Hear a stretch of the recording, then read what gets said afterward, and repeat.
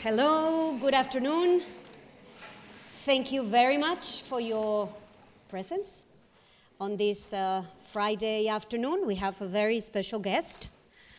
We have with us Filippo Grandi. Filippo Grandi has no more, no less than over 100 million people under his watch. And I say this in a very sobering manner, because as as High Commissioner for Refugees, the UN agency that supports forcibly displaced people around the world, this is the over 100 million people that Filippo will represent today with us. Before that, he was head of UNRWA, the UN agency for refugees from Palestine. So, unfortunately, making the headlines today. And before that, there's many things, but I want to start somewhere that is important for this conversation too. Filippo is an historian, so he got here through the human and social sciences, something he shares with all of you in a University of Social and Human Sciences. So just to tell you that there is hope for you in the future. Or not. Oh, yes. And without further ado, give a big applause to Filippo. Filippo, floor is yours.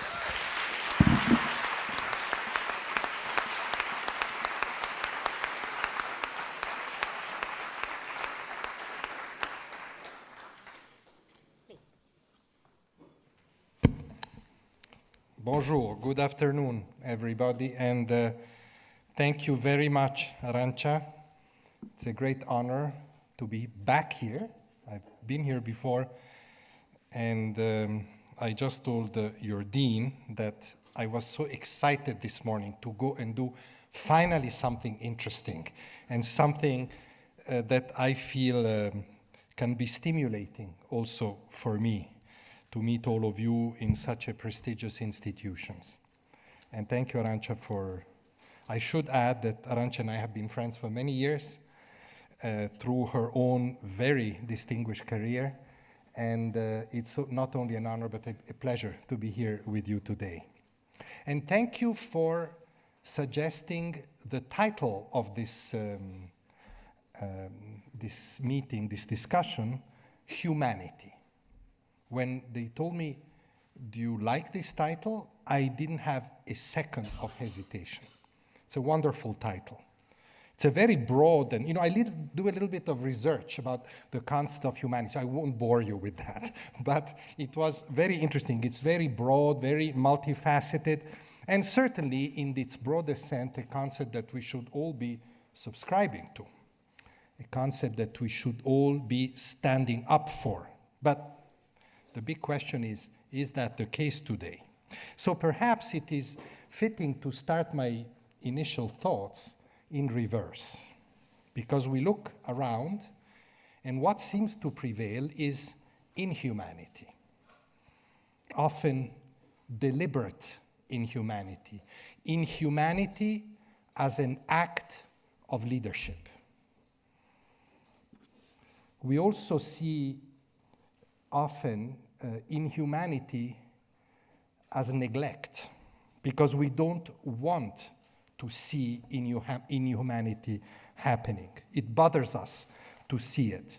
And all of this and many things in between is progressively creating a culture around us in which inhumanity is legitimized and humanity is cast aside.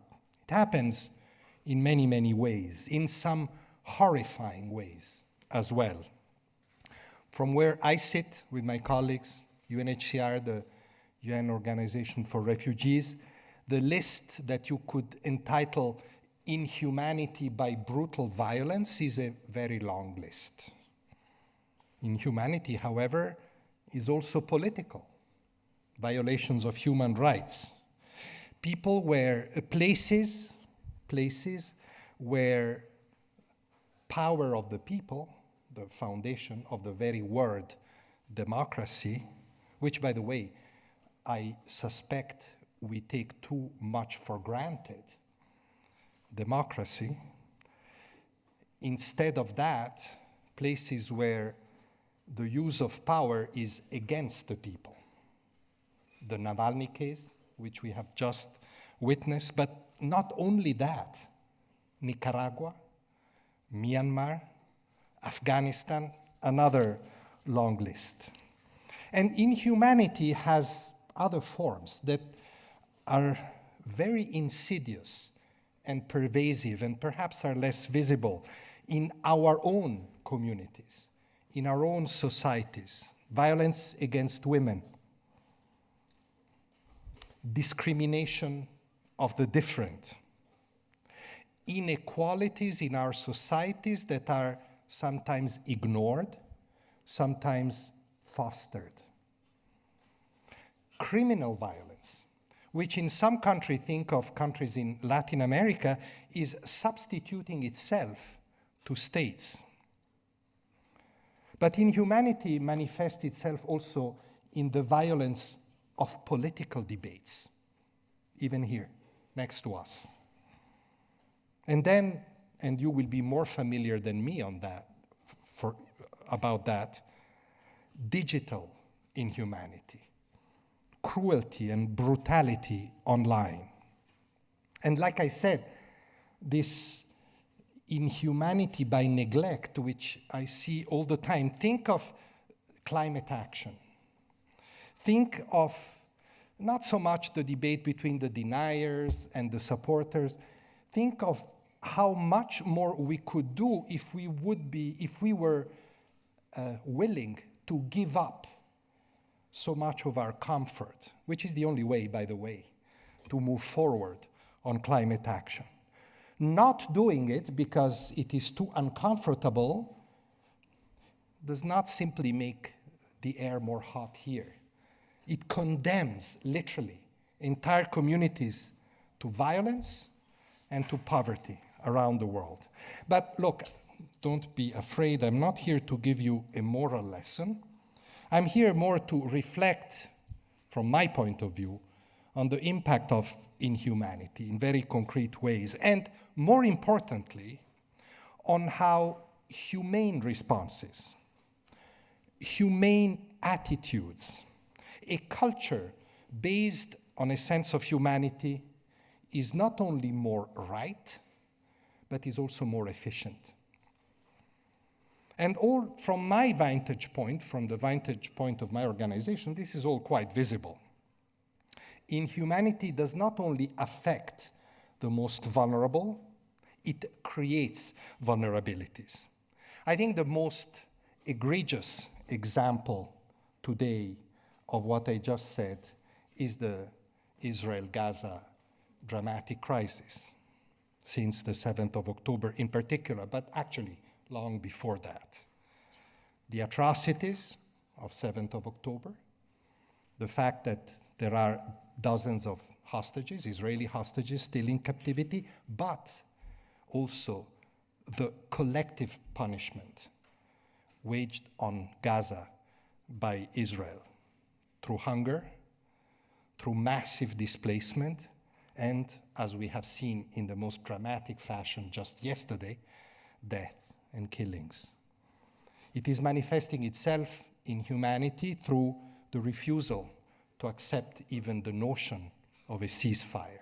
It is manifesting with the obstacles that are being put to the delivery of aid by humanitarian organizations. It's a long catalog of inhumanities that we see play out in that conflict, such as, I must say, we have rarely seen, with terrible consequences, not just the ones terrible that we see, people dying, people killed, suffering, women delivering without any care, operations without anesthetic. That all we know and we have seen, but also think of the slightly longer term consequences of this inhumanity.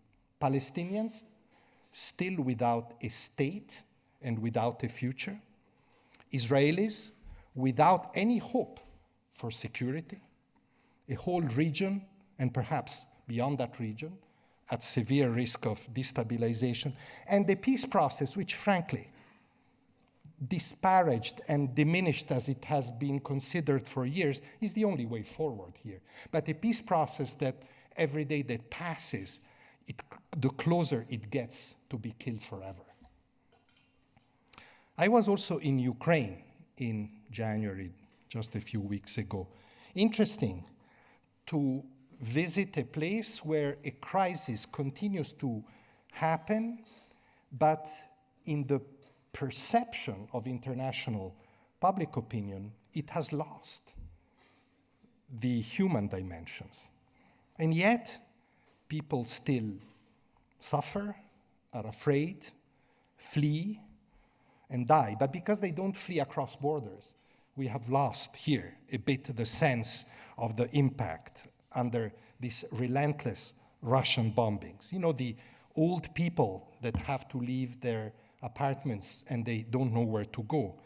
There's so many children that I have seen that are traumatized by the continuous having to take refuge in bunkers. Families divided by displacement. And after Ukraine, I went to Sudan. You know about Sudan, I'm sure. A place, a country, a big country, where military leadership, the military leadership of the country, and the opposing military force are simply said, battling for supremacy, and in the process, destroying their country. I want to spend 1 minute, 2 minutes, giving you a little anecdote on humanity and Sudan. You know, I know well Sudan. This was in my career. I spent 3 years there, a long time ago. But, and I was in a Sudanese town in this trip called Kassala, spending time with displaced people in a very grim place where they were hosted, a dormitory of some school, and which had been rearranged as a place for displaced people. Most of these people, if not all, were urban professionals, families coming from the cities, because it's the cities that are mostly being destroyed. Khartoum, the capital, and other cities. And I know very well the culture, the mentality, the values of this Sudanese urban middle class. And as I visited these families in the very miserable conditions in which they lived, and as I witnessed them trying to recreate the hospitality for which they're legendary. You know, it's a legendary tradition in Sudan, making tea, baking cakes. I remembered so many moments spent with the same type of families in Sudanese houses. I thought how much this urban middle class had been the backbone of a country that has gone through 30 years of turmoil politically, but through the regimes and the dictatorships and the human rights violations, this urban middle class kept the country together. A middle class devoted to work, devoted to education for their children, devoted to moderate Muslim values. That's the backbone of a country. And this is what, this profoundly humane culture was being destroyed by the inhumanity of their leaders. And yet, this happens in the complete neglect of the international community. There are peace efforts, I was telling Arantxa, at least 4 tracks going on, very weak, very half-hearted. In any case, the peace efforts are weaker than the interference of states on one side of the other of this divide. And we see this in so many of today's conflicts.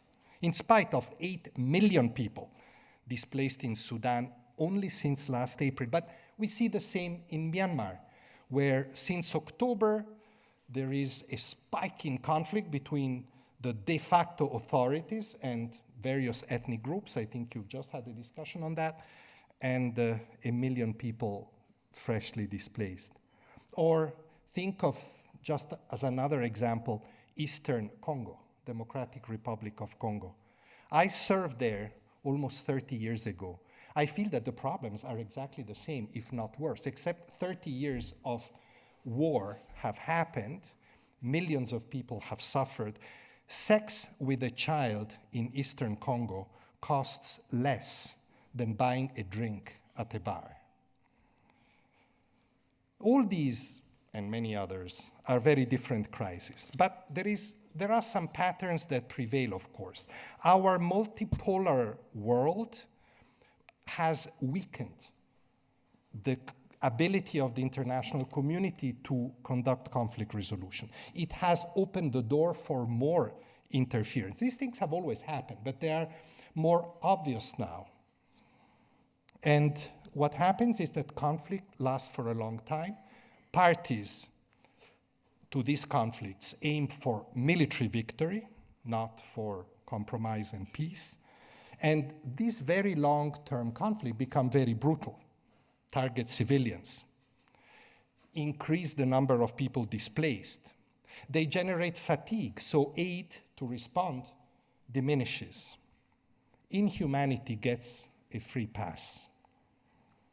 A reflection for you as potential or actual future leaders is, do you think diplomacy is doomed?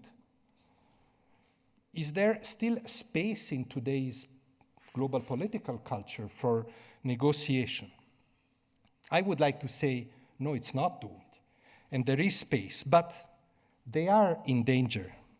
And let's think of them also, staying with today's theme of diplomacy, of negotiation, as the institutional forms of humanity. Back to my work, another angle. Today there are more than 114, as Arantxa said, million people, refugees and displaced. 90% of these people are in poor countries or in middle-income countries.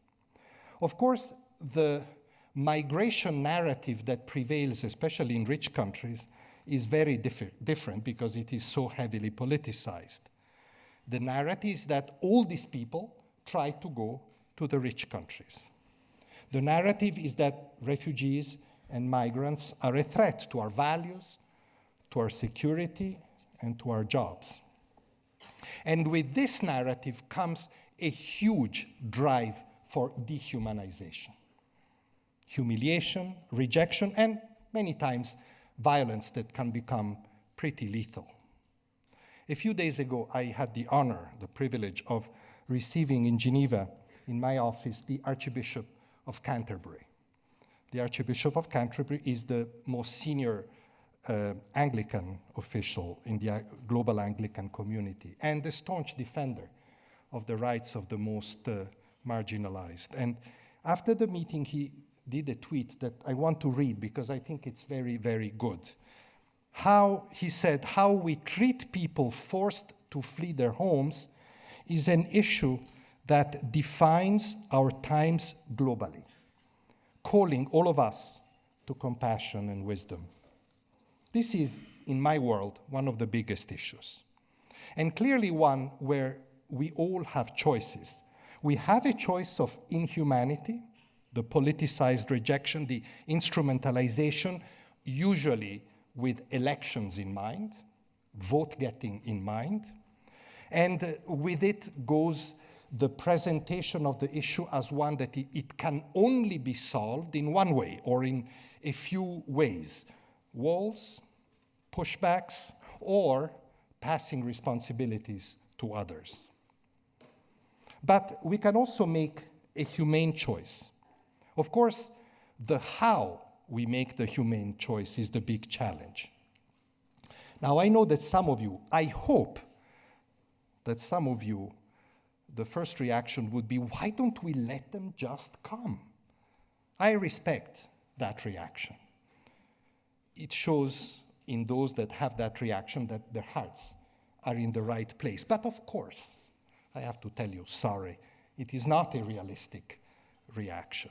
I think that instead we need to become more subtle in the analysis of this, which is one of the big themes. It will be one of the biggest themes of the US election coming up in a few months. We need to recognize the complexity of these flows, people moving for different reasons along the same routes.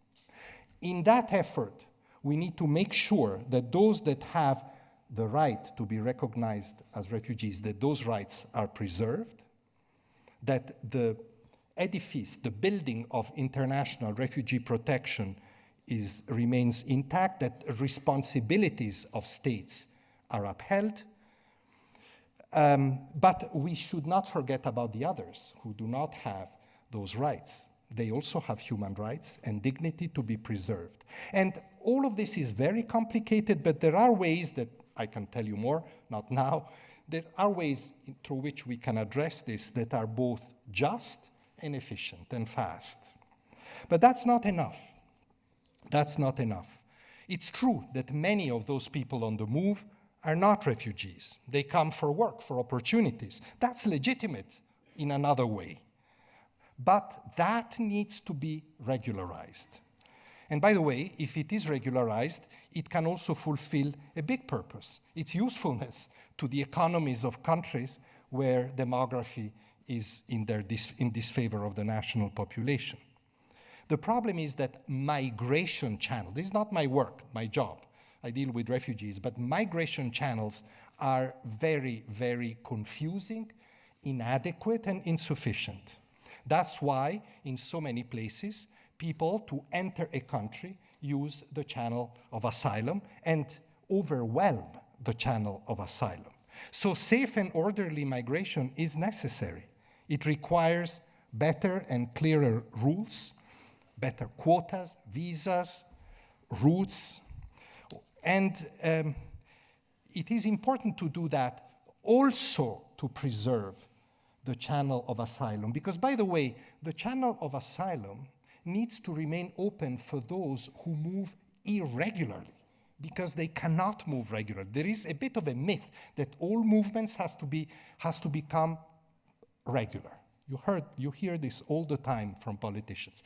Sure, for migration, but for refugees, regularity is not a possibility in most of the cases. So asylum has to help those that can only move through fleeing, not because they want to, but because they don't have any other choice.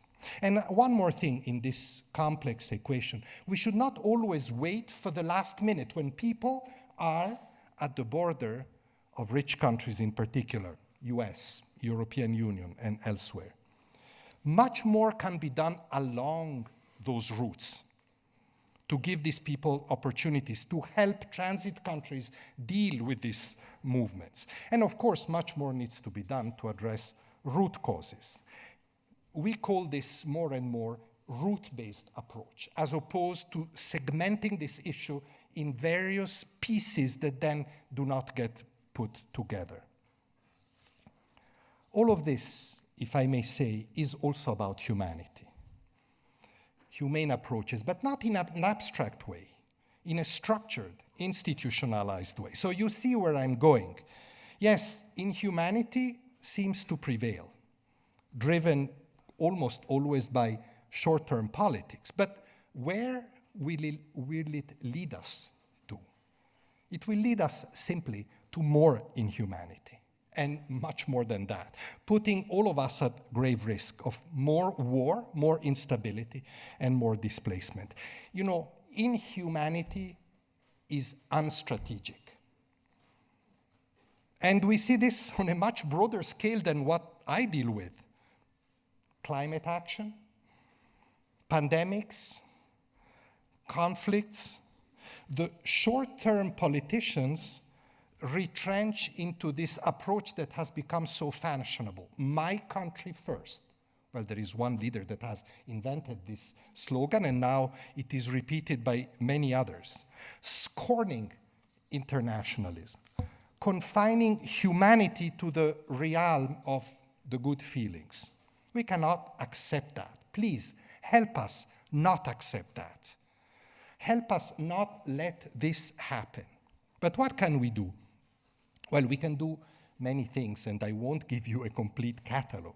First and foremost, if I may, I do not and cannot campaign for any party. I am a United Nations official, but I can certainly tell you, as young people, vote well. And by voting well, I often say this in universities, it means, I don't say vote this or that, that's your choice. Vote for candidates that care for international issues and do not confine them to a realm of good feelings or sometimes even hostility. That's an important choice that you can make. Perhaps the most important if you have that space of voting in your own country. But two more thoughts, just two thoughts of many in this area of what one can do to reset humanities, again from my vantage point. One, a more of a hardware thought, if you wish. Stand up for human rights.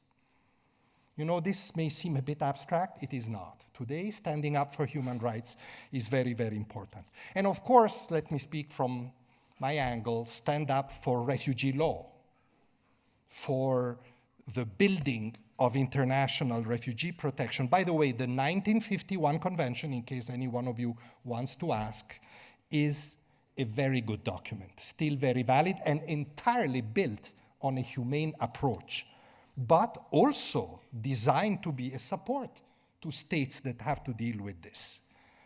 But when we talk about standing up for human rights, I'm thinking today in this context, especially of international humanitarian law, so atrociously violated in so many places, in Gaza, in Ukraine, in Sudan, and many other places.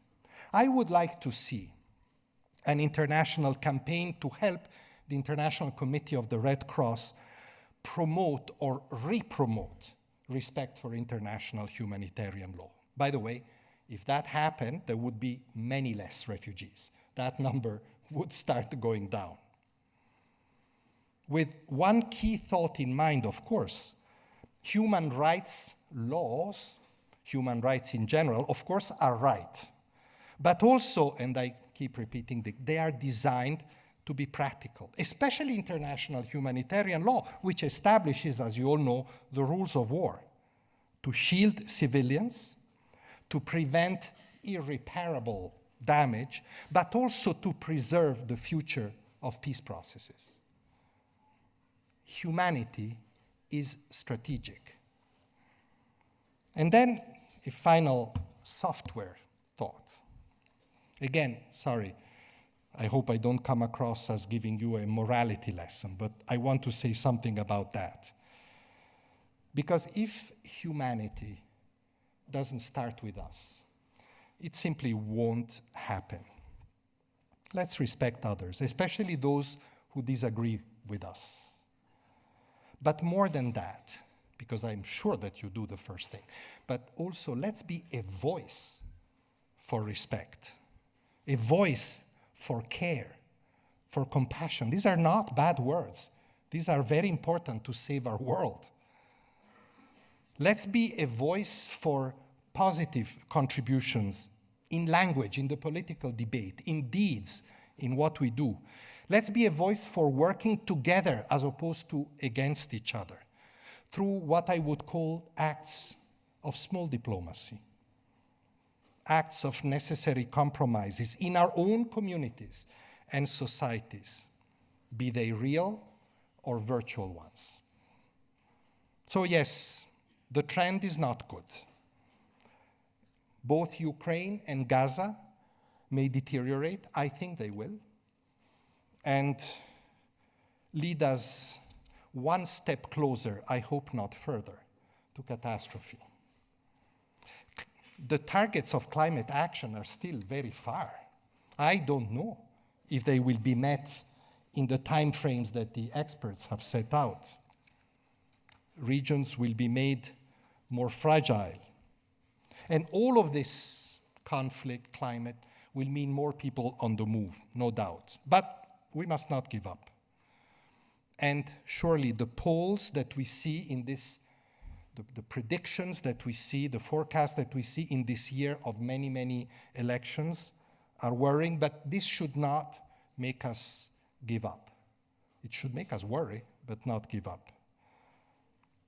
And we won't succeed if we don't uphold this sense of humanity, if we don't become a voice for it. Like I said, the right thing to do and the strategic thing to do.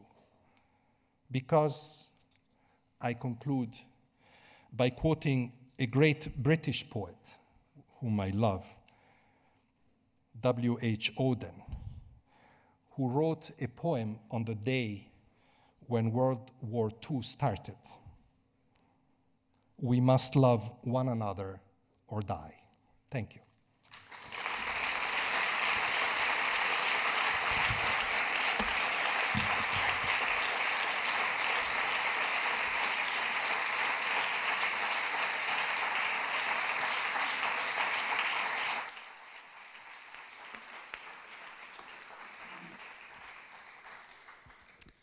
Thank you very much, Filippo. Hashtag Stand for Humanity, which we are going to make ours this afternoon, hopefully beyond this afternoon, but also this afternoon. The floor is yours. You've got microphones on both sides of the aisle. There is another microphone up. It's your turn to put questions to Filippo. Questions, comments, observations. Just very briefly say who you are and shoot. Let's go. I don't know if you can hear me well. Yes. Well enough, okay. First of all, thank you for being here.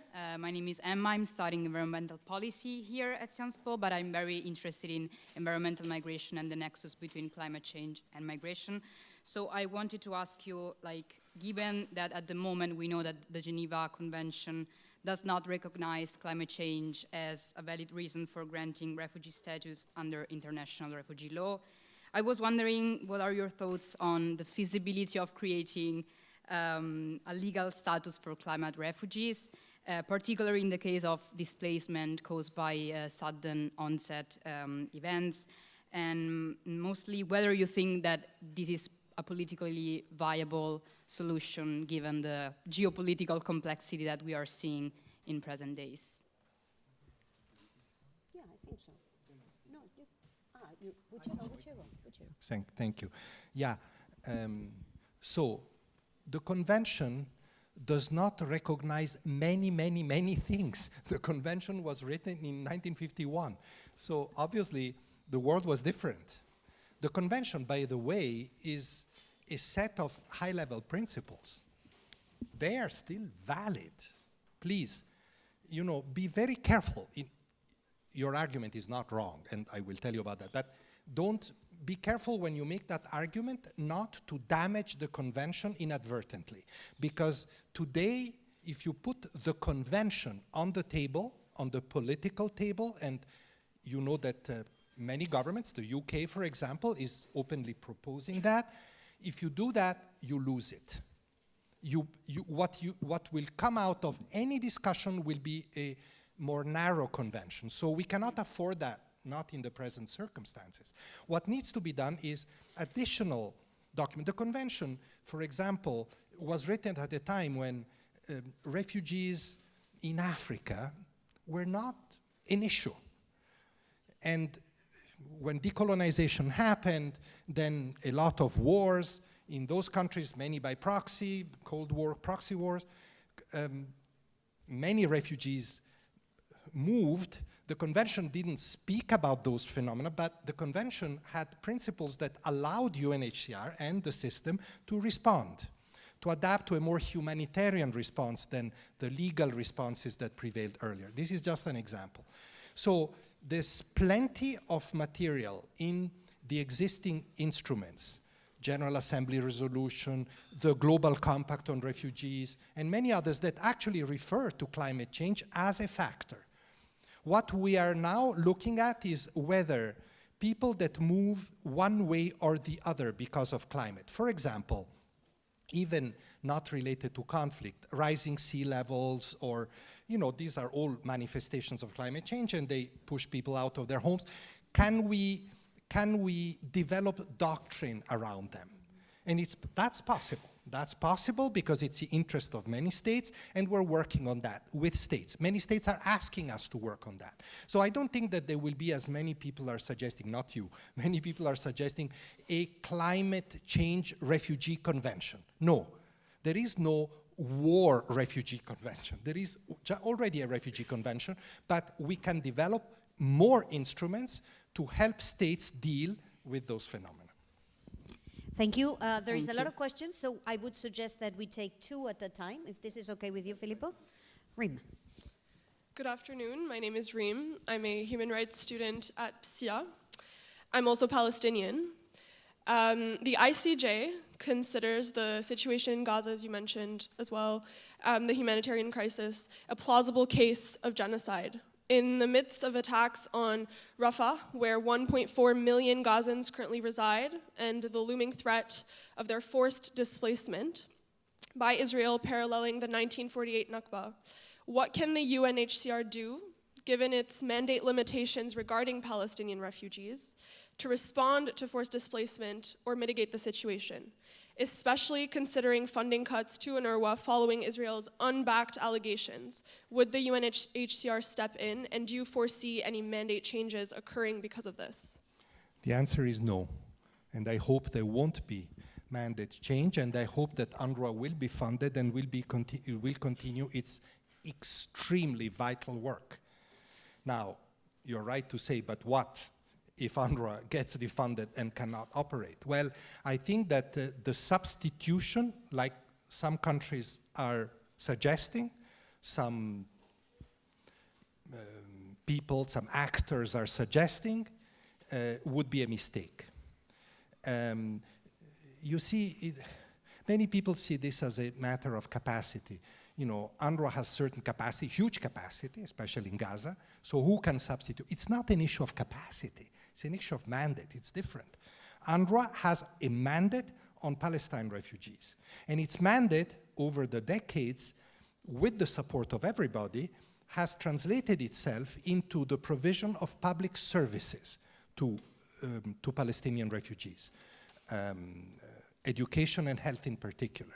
Of course, UNRWA is also a humanitarian agency, especially now in Gaza, but don't forget, UNRWA continues to work in Lebanon, in Syria, in Jordan, in the West Bank. So that substitution, besides the fact that it would require a General Assembly resolution, a unanimity of states to do it, which I don't see happening at all, is a substitution also that would, no other agency is designed to do that in the same fashion. So either you change the whole equation, but you know what it takes to change the equation. It takes solving the issue of Palestinian refugees, which is one of the 4 or 5 key elements in the Israeli-Palestinian peace process. That's why I mentioned that the most important thing here is to think of the future of the peace process. If the peace process cannot restart, these issues do not get resolved, and at every crisis, these dilemmas will resurface. But my position has been very clear. UNHCR will not substitute for UNRWA, so we have no mandate inside the UNRWA area of operations, which encompasses Palestine, the occupied Palestinian territory, and therefore the solution has been found otherwise, which is refunding and restarting the operations of UNRWA, which I hope will happen eventually. Thank you, Filippo. There is the gentleman up there. Hey, thank you for being here and taking the time, first of all. I'm Toby, I'm a student in International Governance and Diplomacy, also here at PSIA. And you talked a lot about the impacts of inhumanity and what we can do about it. And I would be interested in what do you think are the causes for inhumanity? What makes people act in inhumane ways? There are many causes. They can range from the psychological to the heavily political. Why was Hitler the symbol of inhumanity? You can attribute it to, you can do Hitler's psychoanalysis and attribute it to his psyche. You can attribute it to, the defeat of Germany in the First World War. There's many ways you can analyze how inhumanity emerges.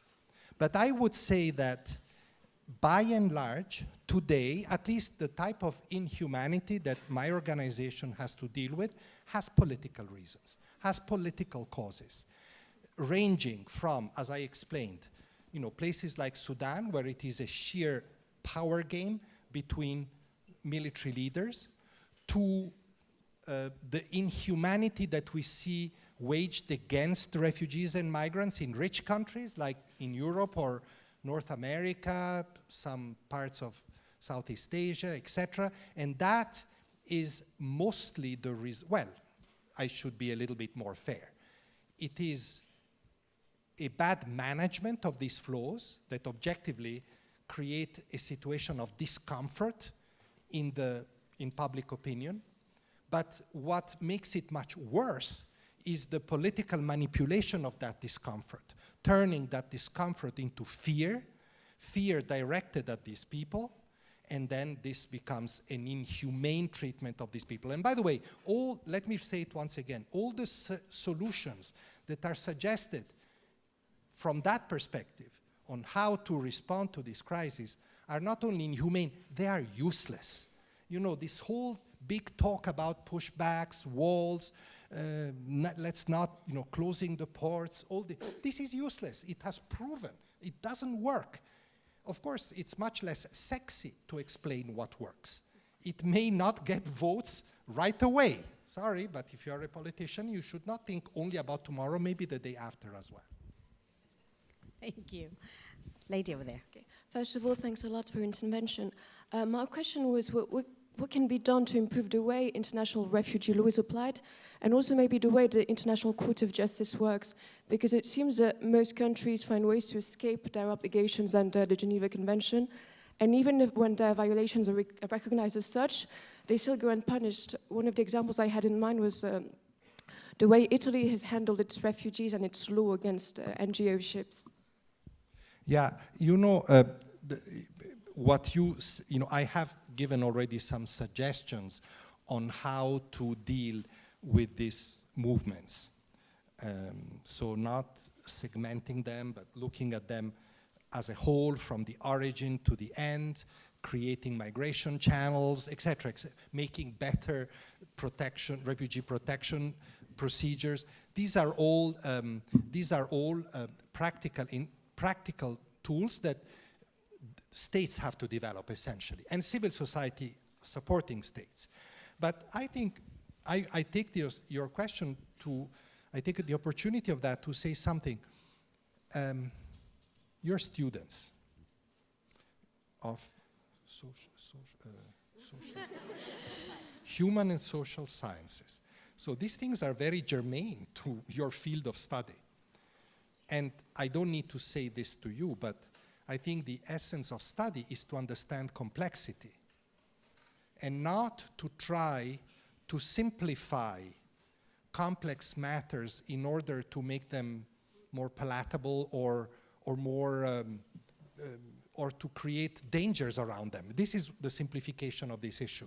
So as students, contribute to understanding the complexity of these flows. These flows are extremely complex. They are rooted in conflict, they're rooted in ethnic issues, they're rooted in climate change, they're rooted in poverty. The list is long. And it is important to inject in public discourse this sense of complexity. It is difficult because politics is the art of being simple, clear. But being clear doesn't mean being simplistic and hiding aspects of it just because you want to make an argument, although, unfortunately, I fear this is what a lot of politicians do. So you, as students, as researchers, as people that are in that phase of their life when they have the luxury of being able to look at complexity, those of you who study this understand that. Not with a thesis in mind. Let's study to demonstrate an argument. No, to objectively understand what is happening and what can be done. You understand what I'm saying? That is the best contribution that any community like yours can make to resetting the discourse on this issue. I have to tell you, when I was reading today that both President Biden and Trump as the likely Republican candidate are both in Texas at the border looking exactly at these flows, because this is going to be the prime topic in the elections, I shiver.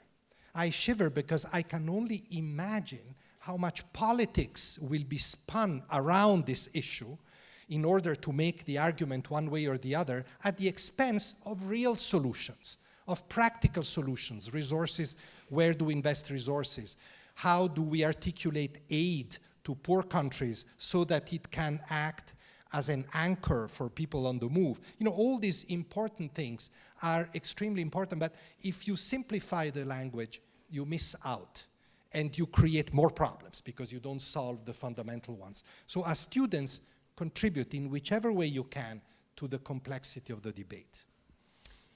So a piece of advice, X, i.e. Elon Musk, not good for a debate on migration. Let me go over there.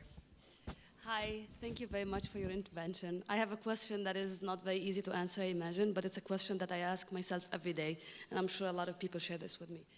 How can we keep a motivation to campaign and advocate for human rights and the respect of human rights when the ICJ could not do anything in any way, which is the highest body of the UN, and also when the earthquake happened in Syria, the UN took weeks before they reacted. So how can we as young people keep the motivation to campaign and invite people to respect the human rights when we see that there is no political will? So how can we do that, if you have any tips? You know, officialdom is the last one to come, always. It's not new. Civil society is often in the forefront. If you are in the forefront, officialdom, in its various forms, will follow eventually, if you are smart. So don't give up. It's always been like this. Maybe now it's more visible. Can I make two little corrections?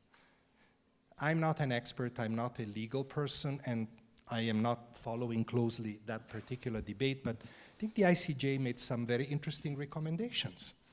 Very interesting recommendation. Now, whether they will be followed is not the ICJ responsibility, is the state, is especially the state of Israel's responsibility. But those recommendations, very balanced, very considered, I find them rather smart and rather interesting. So they did not fail in that respect. And by the way, it's not true that the UN took a long time to react to the earthquake. In the realm of the possible, when you had such a catastrophe, I think UN and NGO staff were on the ground, I can tell you, because my colleagues were there, those that were not under the rubble, by the way, and they were there pretty early. So a lot of that spin that the UN is late, not a lot. Some of that spin, because the UN can be late often, but not always, but in that particular case is also propaganda, and we have to be a little bit careful in using that argument. Thank you. Sorry, there is the gentleman up there. Thank you very much. Good afternoon, sir. Thank you very much for taking the time to being here with us today. I have a question about the importance of refugee participation in the work of UNHCR, and I understand that you've given much importance to this issue since the Global Forum on Refugees. I think this is the fourth year that it's taken place.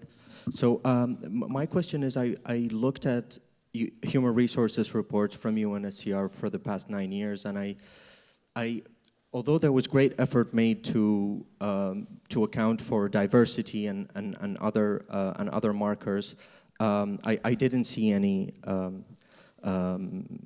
any account for actual refugees being included in the decision-making process or in recruitment by UNHCR, except for the UN refugee volunteers who have been participating in the work of the organization for the past 2 years. So is there anything that you can say about this? Thank you very much. Yeah, this is a great subject, actually, which I have actually indeed been following very closely. Well, there are two separate issues related to your question. One is the participation of refugees in discussions about refugees. And the Global Refugee Forum, which you mentioned, it was the second one, the first one 2019, the second one just December last year. You know, the Global Refugee Forum is an offshoot of the Compact on Refugees. The Compact, if I allow me to be a bit technical, is a General Assembly resolution. And the Compact says, dear High Commissioner, every 4 years you organize a forum on refugees. So we did it twice, and it has become probably the biggest refugee meeting in the world, as it should be. And the first one, we invited refugees. It was about 70. This year, last year, December, was 300 of them. They participated in practically every discussion, giving their contribution. You know, the forum resulted in a number of pledges. I mean, I don't want to give you too many details. So certainly their contribution was very tangible. Then there is the other, and that will continue. It's not easy, you know, believe me. Determining who represents whom is difficult in a structured democracy. Imagine when you have to deal with 100 million refugees and displaced who have no, you know, and cannot have such a structure. They are in many countries. So it's a complex issue of who goes to speak for the others. There's millions of refugees, but only 300, you know, you cannot have all of them go, so you have to select, or you have them select themselves, and it's complex. But we're getting there, slowly, especially working through organizations led by refugees. This is a very big track. In terms of making this, you know, refugees making decisions about themselves, it's also complex. Because refugees, you have to also remember, refugees is not a compact body, is not even a population. Refugees are many communities, represent many interests, are hosted in countries whose rules they have to follow. So it's very complicated.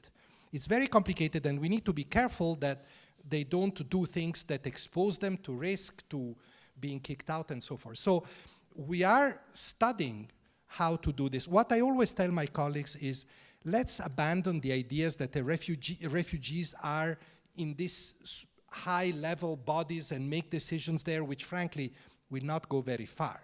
The forum is fine because it's pledges, they contribute, they formulate these pledges, but it's not a decision-making place. But where it is crucial that refugees are involved, or by the way, any population that receives aid, where it is crucial, it's at the field level, it's at the local level. This is where it will make a huge difference that the refugees say, look, what you're doing here is completely wrong. It doesn't help women. It doesn't help children, whatever. And this is where we need to really make progress, rather than always think of it as a kind of assembly issue, general assembly issue. So yes to those contributions at high level in the fashion that I think we're developing, and yes to more local participation in a meaningful way. Thank you. We're going to take the 2 questions at the time so that everyone can put their views. Thank you very much for taking the time to be with us here today and for your very inspiring speech. We needed it. My question is related to the persistent forced displacement of Palestinians in the Gaza Strip and the possibility that Palestinians cross into Egypt. Would they be under the mandate of UNHCR? And if they cross in massive numbers due to well-founded fear of persecution, what would this entail to the current case brought against the Israeli government at the ICJ, the genocide case? Thank you. We're going to take a second one from there. I echo the thanks for being with us today. As you can probably hear from my accent, I'm English, and at the moment, as you well know, the UK has an extremely violent asylum system, I would say, and it's setting very dangerous precedents, potentially worldwide. How do you deal with countries that view themselves as exceptions? How do you engage? I mean, that's maybe the wrong phrasing of it, but how do you engage with politically with governments that are totally committed to not upholding refugee rights? These are very complex question, but on the so let me tell you the law. the rule. The convention, actually, this is in the 1951 convention, because when the convention was published, UNRWA already existed. That's why, by the way, there is this division, because UNRWA already existed. And the convention is clear that UNHCR has no mandate over Palestinian refugees inside UNRWA areas of operation, but it has its mandate applies to them as refugees anywhere else. There is, I'll be frank with you, I hope I'm not being inappropriate here, there is some difference of opinion about Egypt. Because Egypt, sorry to be a bit technical, Egypt, until 1967, Egypt was in control of Gaza, until the Six-Day War. It's only since 1967 that Egypt is not in Gaza anymore. And therefore, whether Egypt is a host country of Palestinian refugees under UNRWA or not is a bit ambiguous. But on the political front, Egypt, as you certainly know, has taken a very clear position. No Palestinian from Gaza, whether he or she is a refugee or not in Gaza, should cross the border, making the situation even worse. I must say that, especially from many angles, I understand this position very well.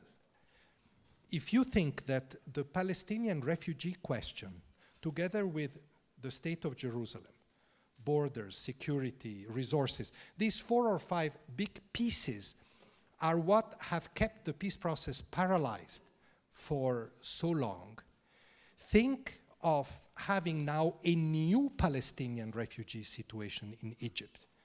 I said it on BBC the other day because they asked me the same question. It would be the nail in the coffin of any peace process. Already the peace process is not doing very well. But with that, it would be almost impossible to resolve because some of these people would have to, they would be displaced twice now from their original homes, which are now in the State of Israel, and in Egypt. The problem is a question of humanity. What if they have no other choice? I hope that we don't get to that particular point.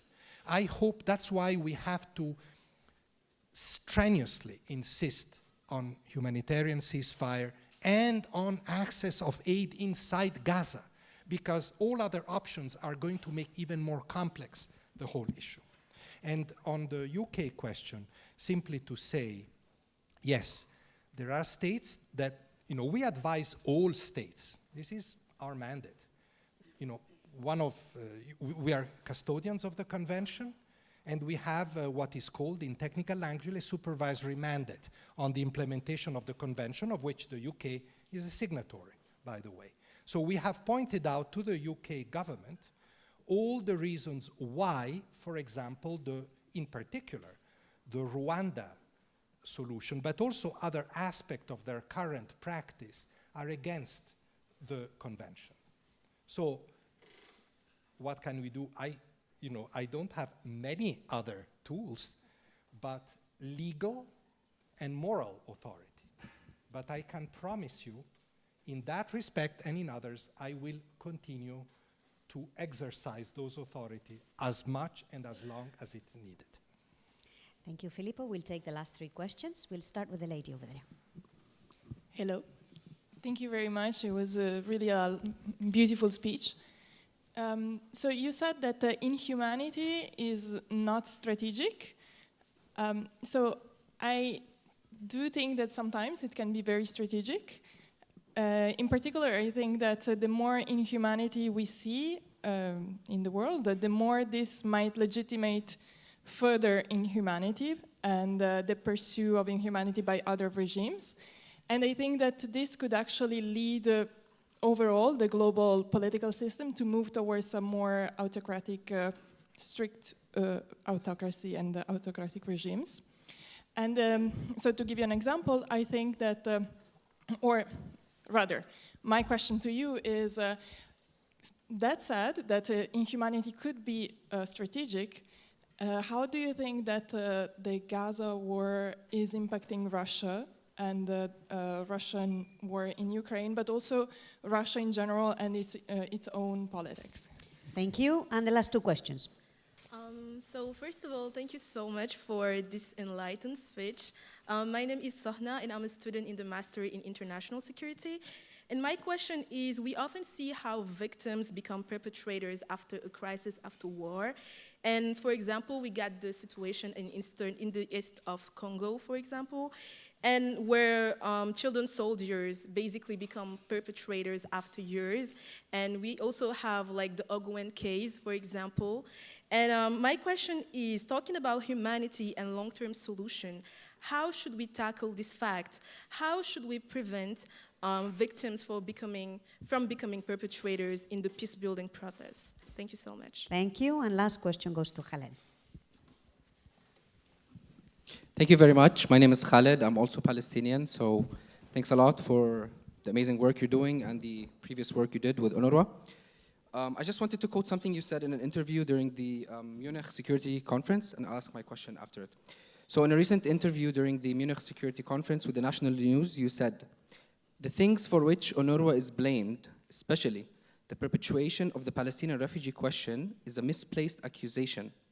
Any organization dealing with that will find itself in the same situation." Having that said, do you agree that the real goal of the accusations against UNRWA that lack evidence is to end the Palestinian refugees issue by some Western countries who back Israel, the occupying power? And if you were the UNRWA chief now, how would you deal with it? Thank you. Can I ask like one last question? Sorry. Sorry.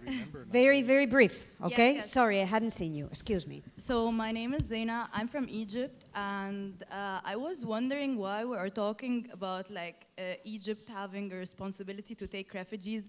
Palestinians are not refugees. They have their land. They want their land. Why are we even discussing like Egypt taking Palestinians? Like why are we not discussing a ceasefire? They have their land. That's everything. Thank you. Over to you.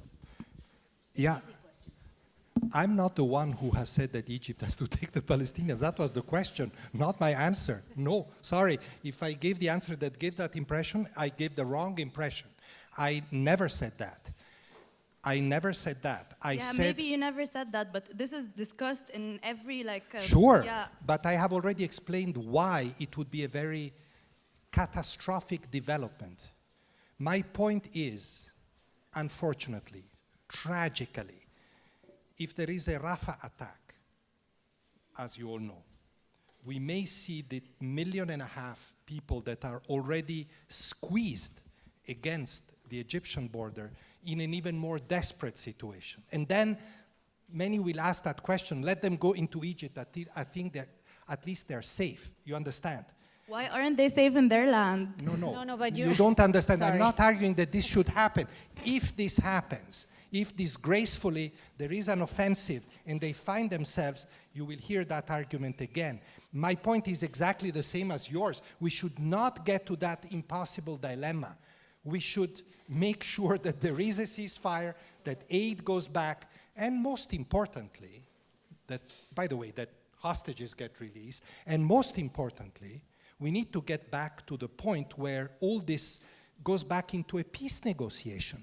There have been no does anybody realize there's been no meaningful Israeli-Palestinian peace negotiations for years now? Why the most iconic conflict in the world, but who pays attention? Now everybody's paying attention because of Gaza, but I haven't heard many complain about this for the past maybe 15 years. Even when I was in Palestine, it was already moribund, and now, so that's really what needs to be done. So please, let me be very clear on that point. And whether there is a design to destroy UNRWA, well, I would say that there are many voices in Israel, and not only in Israel, that would like UNRWA to close not because of its humanitarian work, which I think people understand, but because it embodies the openness of the unresolved Palestinian refugee question. I think that's certainly true, The point I want to make, however, is another, is that I have contested this view because to blame UNRWA for the lack of resolution is hitting the wrong target. Why the Palestinian refugee question is not solved? Because there has been no political resolution to that question. You know, that is one of the, when the Oslo peace process started in '94, that was one of the 4 or 5, as I said already, key elements. Not by chance, because it was a key one. People, you know, right of return, compensations, you know, you name it. So to say, UNRWA, you're perpetuating because they are feeding and giving education, and it's hitting the wrong, it's like, you know, we used to have this expression, unfortunately today it happens, it's shooting at the Red Cross. It's really the wrong one. So that's really the main point to be made. I forgot one of the questions. The question on this side, on, you know, it depends on what you define strategic. If by strategic you define, you know, affirming dictatorship and authoritarian regimes, yeah, then inhumanity is strategic in that sense. My point was another, and I was talking very much about issues related to my work, migration, refugees, but also climate change. We've seen it during the pandemics. This my country first, this authoritarian, this, you know, all these things are not strategic because they don't solve, these are not one country's problems. Either countries work together, we all know that, but we're not doing it. Either countries work together or they don't get resolved. That's why working together is the institutional embodiment of humanity. That's why humanity is strategic and the opposite is not. I forgot one question. The Eastern Congo, the perpetuation. No, but that is a very serious one. And I'm afraid, you know, I'm glad you raised this problem. We've seen so many child soldiers become perpetrator of massacres. I remember in the 90s in West Africa, you know, the Liberia war, the Sierra Leone war, it was terrible. I myself served there occasionally in some crisis and meeting these kids. And it was very clear when you ask them why you're a thug with sunglasses and smoking drugs and killing people, and they tell you because I was recruited when I was 7, 8. So I don't have an answer. The only way is to fight again the recruitment of child soldiers vigorously. It's a scourge, and it is still happening. In Sudan today, it is happening. In Darfur today, it is happening. In Congo, it is happening big time, and many other countries as well. So thanks for just reminding us of this terrible problem.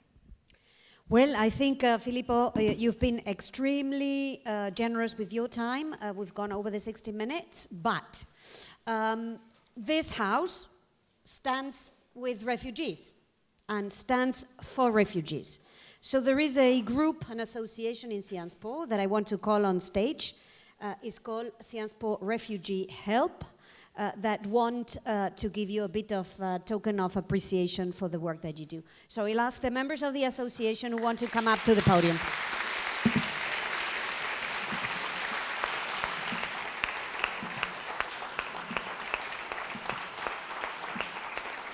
Come over here. Come over here. Filippo, you want to do? The group of on this side. Okay, here.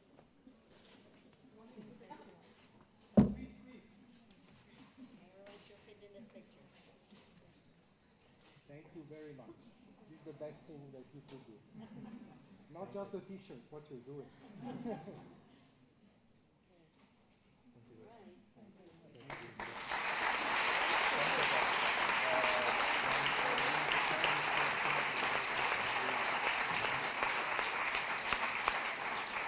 And now I think we can give Filippo a big applause.